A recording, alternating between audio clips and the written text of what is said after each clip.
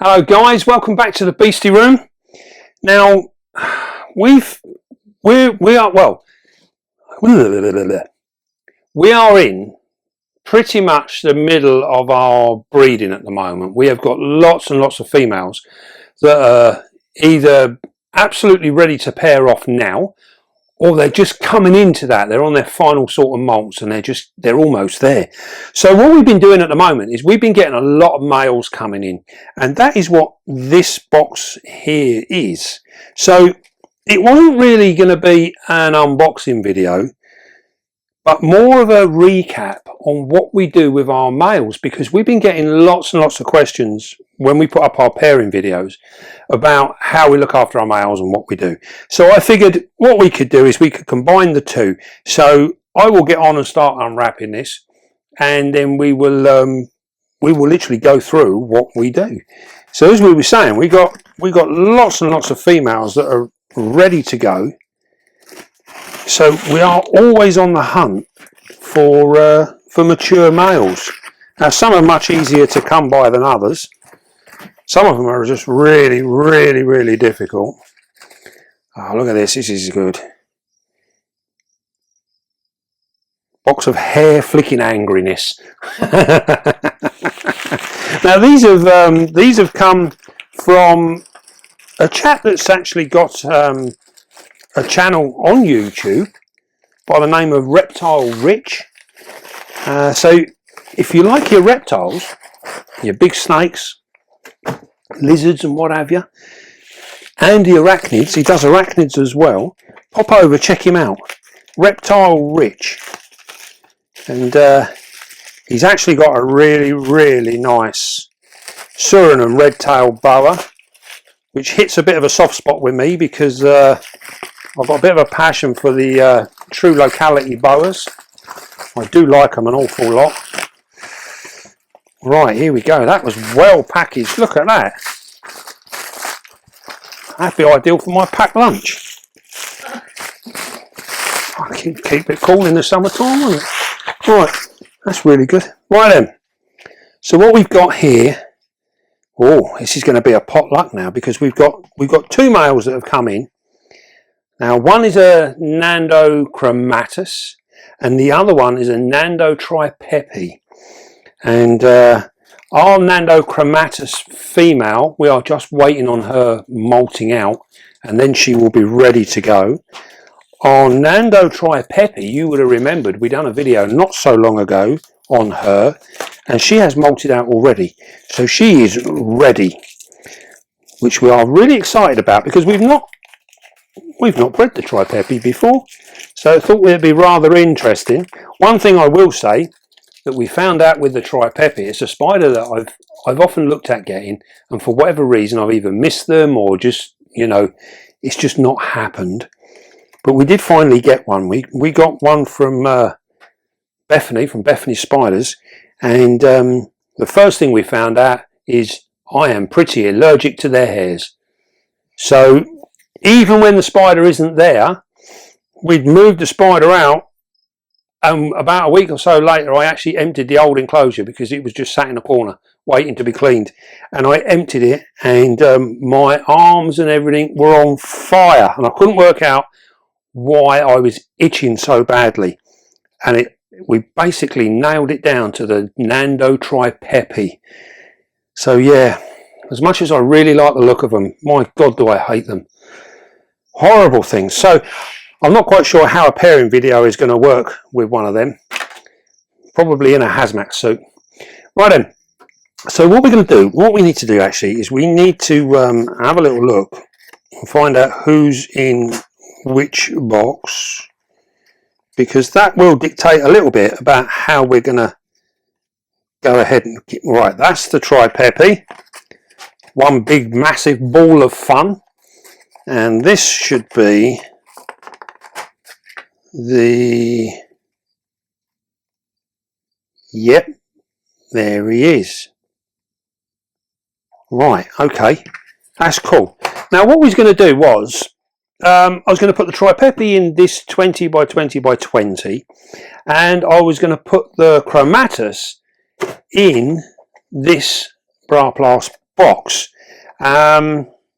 which we will still do, but we might at a later date, we might end up moving him. He looks quite leggy, so we might end up moving him out of here. I do have some more of these, but they're all packed up, so I need to get one down and unpack it. So we'll do that at a later date. But what we'll do is we'll set this up now for him. And what we do with our males is we set them up really basic, and we don't want much stuff in there at all. So it's literally a little bit of soil in the bottom. This is just potting compost, and we literally just throw a bit of that in there. It's so simple. And then we put our water bowl. It's very important that with your males that they have water at all times. For some reason or other, they are very thirsty beasties, and they really do require a lot of water, much more so than our females. With our females, sometimes we can leave our bowls empty for 2, 3, 4 days at a time. It's not going to make any difference to them if their general upkeep is on point. So if they're getting plenty of sustenance from their food and everything, they don't necessarily need a fresh water bowl constantly there. Now, with my girls in here, I generally top my bowls up maybe twice a week. So I will do them once at the weekend, and I tend to do them again on a Wednesday. I'll often go around and I'll just do them again then. Mainly more so my arboreals, and that's because they evaporate a little bit quicker.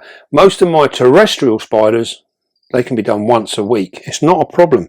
And in some instances, it's good to let them dry out, because quite often or not, when we go in and we put our water in, our females will come out and they'll have a drink, and we get a chance to really have a good look at them. So it's not being cruel by not filling them up.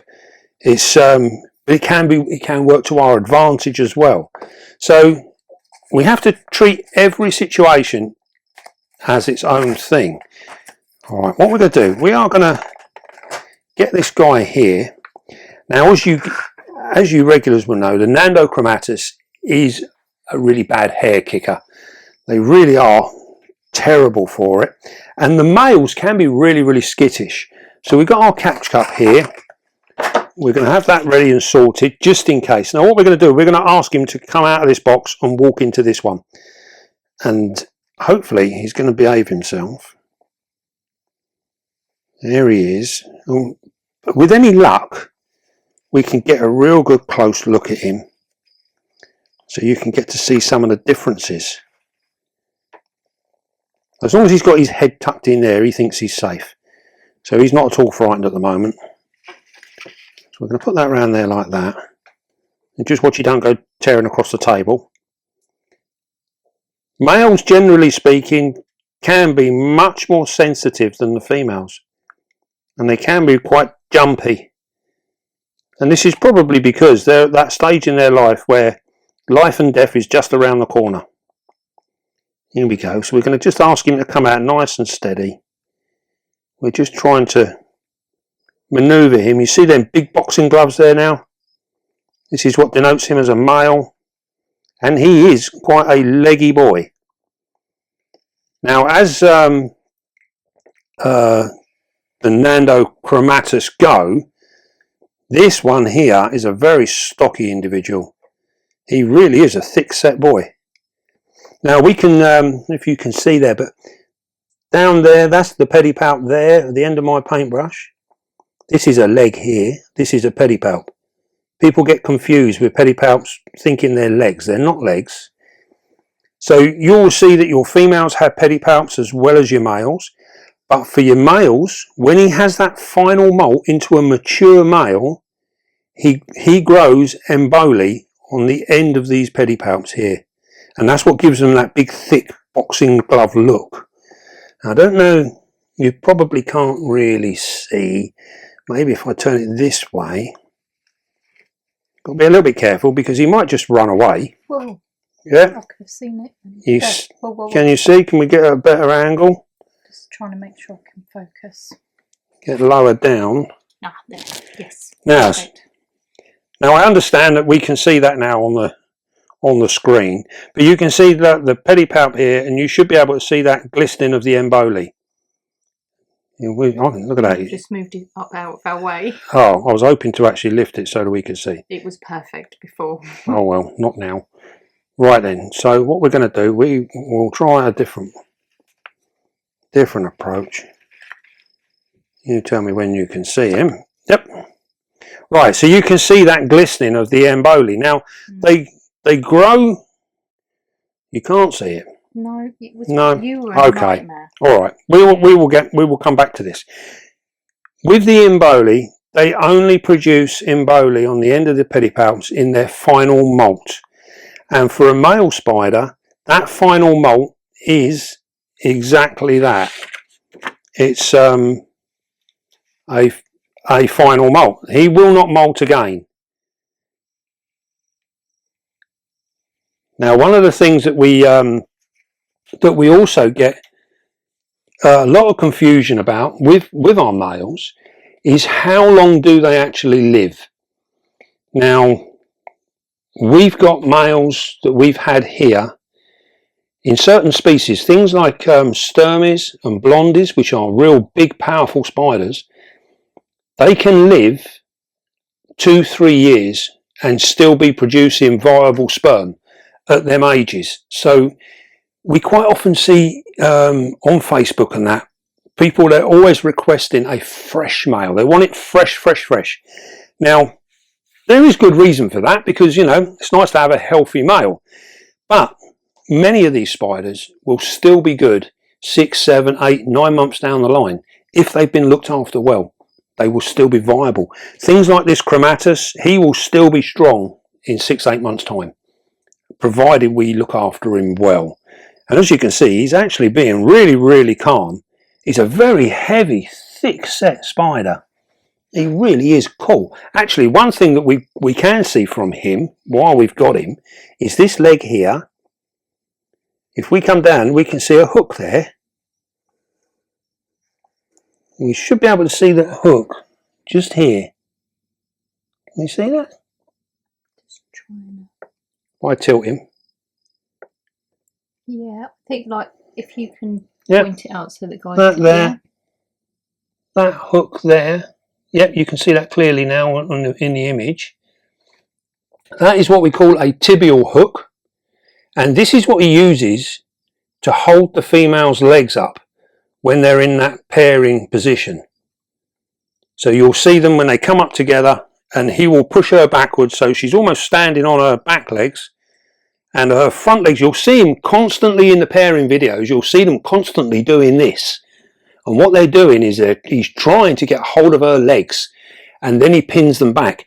Many people believe that they use the hooks to hold the fangs. That isn't really the case. Although sometimes you'll see them, they will go over the top like this, and they will hold her like that, either side of her fangs. So they'd be like that with her fangs. Now, but the hooks are actually there to hold her legs up rather than her fangs. So they don't really have much effect on her fangs. If she wanted to bite him and kill him, she would literally just do so through sheer power. Generally speaking, our females are much stronger than our males. Much more powerful. Right, so he was a really well behaved spider. And as you can see, this is a very simple enclosure, and the reason we keep him in this is because we don't want him wandering around all the time, you know, being busy. Because as a male, all he wants to do is find love. You know, he's looking for a girlfriend. You know, he's had a bachelor life all this time. It's time to throw the towel in, go and give up his life for the lady of his choice. And yeah, he just wants to breed. So if you put them in a big enclosure, all he will do is do circuits all the time.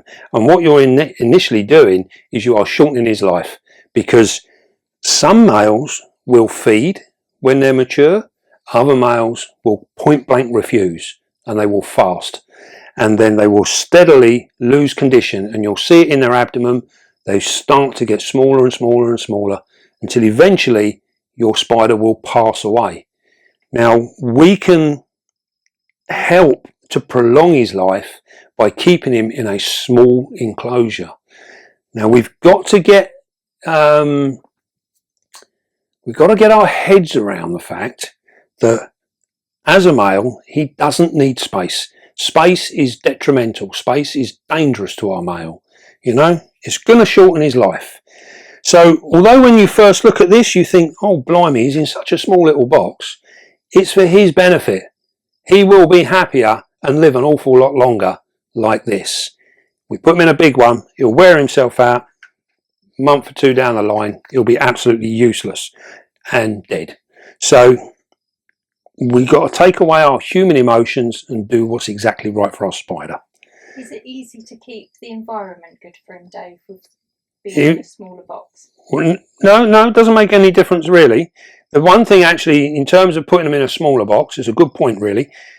In terms of putting them in a smaller box, be very, very careful with the amount of moisture you contain in that box, because it's very easy to keep our males too wet now because they've got too much moisture in the box. With these, they've got air holes on the tops, so they give away a little bit of air. But even so, in a warm room, any moisture within that soil will come up, especially in a plastic box like these. These tend to sweat, so you need to make sure that your soil or whatever the substrate it is you're keeping him on needs to be relatively dry, and then that way you can just put a little bit of moisture in by overfilling the water bowl every now and again, and that will give you the humidity that your particular spider may require. Now with these guys, these are a subtropical spider, so they like a little bit of humidity, but they don't like being wet, and wetness will kill him just as much as a big enclosure would. So always pay attention to that. Keep them a little bit on the dry side. If anything, you're better off verging to the dry side than you are going to the wet side. Wet side is really dangerous to the vast majority of spiders, so you're better off dry. Don't get too caught up on the humidity numbers. Right, we're going to put our lid on him now because he's been such a good lad. So that's him. And I think what we will do, I do have another one of these. I have a couple of these, but they're still wrapped up. I've not unwrapped them from the shop. So I think what we will do, that's perfectly fine for him in there now, but we will upgrade him and we'll move him over to one of these. Actually, as a point of interest, we were saying about these being hair kickers. Look at that. This is the inside of that Chromatus box where he's been through the post. And he's obviously had a little scuffle and a flick and God knows what. Look at all them hairs. Tiny, tiny hairs. Spin it. Yeah, absolutely horrible. We're not going to play around with that. I normally like to keep the cricket boxes because they're useful. I don't think we'll keep that one. Right then, let's get on and do the real horror one now. Right, so we're going to do exactly the same thing. It's just he's going to have a little bit more space. So when we're looking for space for our males, and we've just said in there that we like to curtail their movements. We want to keep them a little bit, you know, restricted is the word. Restrict their movements. And we've done that, sure enough, with this one here. But as you can see, he is quite a large spider. So although we want to restrict his movements, we don't want him being completely cramped. So he will be all right in there for the next 24 hours. Absolutely fine. No problem at all. And then we can move them over.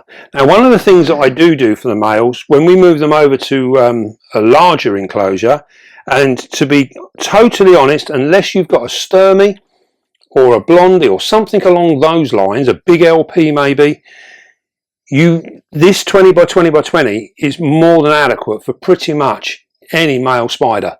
It's only until you get up to the real big giant spiders that you need to start thinking of something a little bit bigger. And what I do is I always put in a piece of bark and I'll hook it up like that, so it's at that sort of angle through there. And the reason I do this is because they will often go underneath and they will make their sperm web coming off of either the glass to the cork, or underneath there they'll make their sperm web.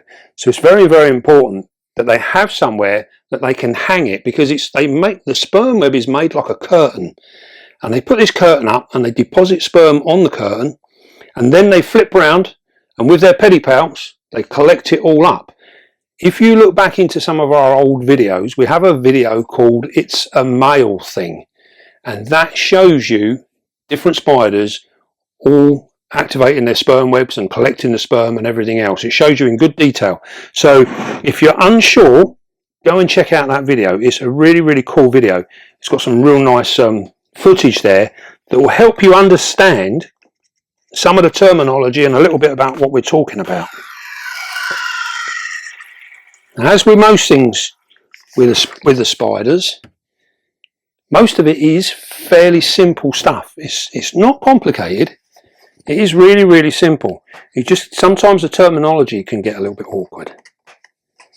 Right. Now I'm in a t-shirt. I should really have a full-blown suit on now. I am going to itch forevermore, I know it. I'm not coming near. No, I didn't think you would. The zoom's going to be coming into play now. Right. Okay, there he is. Right, he's facing this way. So, what I'm going to do... He does look a handsome, handsome spider. Oh my God, look at him. Oh my God, look. Isn't he beautiful? Oh, it's a bit rubbish. We get the idea. This is one of those spiders that I just think are really, really mind-blowingly gorgeous. But their hairs are horrible. You can see this one's got massive hooks. Can we see that hook? Let me turn this around a little bit. There, yes. Now there's the hook. That's the tibial hook that we were talking about. So you can see the way that hook is. It's self-explanatory. It comes out like a hook, and this is how he holds her legs. And then you can see these big boxing gloves here. This shows that he's a mature male. Now, the emboli is underneath them. It's literally underneath to the side. So I don't know whether he'll let me. There we go. You can just about see that now, the different colour. Shall I turn him around this way because he's on this side? And you can see that different colour in the emboli. See it? See it there? Yes, stay there. Perfect. So that's the emboli. And like we were saying earlier on, he only gets this when he has his final molt. Right, we're going to try and get him out of the box without him kicking up hairs everywhere. I'm going to try just gently coax him out. There we go, fella. Oh my God, he's huge.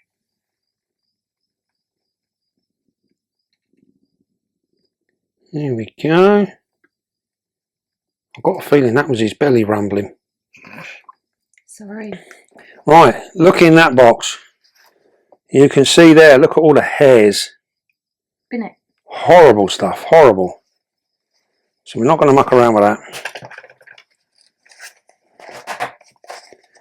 Now, if we come down on the front here, we can see, shall I move this around a little bit or are you good? Is that good? We're looking for the emboli, yeah? Yeah, we can clearly see the emboli there. If you take away your finger because the reflection, that's it. You see that? So we can clearly see the emboli there, and we can clearly see the hook on the front leg, on the first leg. Very, very impressive spider. Now you'll also notice with the males how much leggier they are than the females. I mean, this guy is just phenomenal. He is absolutely stunning. Look at that. Now that has got to be a male supermodel, isn't it? Absolutely stunning. The colour on that is phenomenal. It's rich, thanks. It's rich. It is very rich. It is absolutely beautiful. I am blown away with these spiders. I'm so looking forward to actually pairing them because I think they're going to make a very impressive video to see all that movement, all that hairiness, that colour, everything will all be coming alive along with my itching. So this spider in here, he will be absolutely fine in this size enclosure. This is good for life now. This is all he needs. So what we do in terms of conditioning our spiders, when we get them coming fresh like this, and we know that these guys haven't long molted, this one in actual fact only molted last week, and we knew he was good to ship because when a male molts, he comes out and he's now a mature spider, so he's got his emboli, he's got his tibial hooks. They don't get these unless they're mature. Before they have that mature molt, he will look just like a female. Now, as we can see with this one and with this one, the females look exactly the same in colouring and everything else. We do get sexual dimorphism with some of the other species. If you look at things like a Sabar blue, that's a blue spider that's really, really well marked and everything else. But the males that come out look very similar to this, although much skinnier. They're very, very wispy, very long, skinny little legs. But the colouring is like this. So that's what we call sexual dimorphism. He would have looked exactly the same as a female right up to the point of he has that final molt. He comes out a mature male, he's changed colour, and he's got emboli. And they're the key things. As we said before, not all of them have tibial hooks. So if you haven't seen them, it might just be that that species doesn't have them. Now, so what were we saying? When we look after them now, so we know a little bit of history about these. So we get them in, we try them with food, and then what we do now is we wait for them to make a sperm web. That is the key now, that we know that our male is what we call in the trade fully loaded, which means he's made his sperm web, he's collected it all up into his emboli, it's now sitting there in the emboli, it's ready to go. And all he has to do now is go and find a female to pair with. So once we've got that sperm web made, we now know that it's worth putting him in with our female. If we don't see a sperm web, it's not really worth introducing him to our female, because let's face it, breeding these spiders is a dangerous game for the spider, especially our male. So we don't want to waste him. So we need to make sure that he is in full working order before he meets that lady friend. Now, so we will feed him. We make sure that he's hydrated. It's most important that we keep him hydrated. That is the most important thing. And then when we've got the sperm web, we can then introduce them. But we also have to condition our females as well. So we do a very similar thing. We make sure that we give them plenty of food, so they're not coming out starving hungry. Some of them will still come out like they haven't been fed in months. You know, they will come charging out. And some of this is down to territory, because we always move our male to our female. And we create this breeding scenario. So our female will come out to protect her home. As soon as she realises it's a suitor, quite often or not, everything will change. Her demeanour will change and she will be better. But it's a lot of things that all tie into the one thing, but that's the basic outline. We have to think about temperatures, humidity, all these different things for the pairing, and then also as we go on with our females, making sure we can get them to drop egg sacs and things like that. So it's there's an awful lot to it. It's simple in some respects and can get complicated in others. Every species is different, and this is where the challenge lies. They are all different. But yeah, look at him. I cannot wait to get him introduced to our female. He's very pretty. If I want to turn him around a little bit.